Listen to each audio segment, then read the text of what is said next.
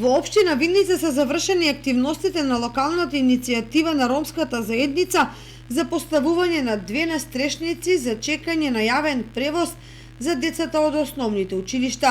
Оваа иницијатива се реализираше со подршка од општина Виница, градоначалникот Миле Петков и Институтот за истражување и анализа на политики Ромалитико преку проектот Заедно до просперитетна заедница, кој е поддржан од Агенцијата за меѓународен развој УСАИД. Активностите се дел од локалниот акцијски план на општина Виница и ромската заедница, предвидени за 2023-2026 година. Автобуската постојка е поставена со заеднички придонес на заедницата на роми од Виница, општина Виница, Агенцијата на САД за меѓународен развој во рамките на проектот поддржан од Институтот за истражување и анализа на политики.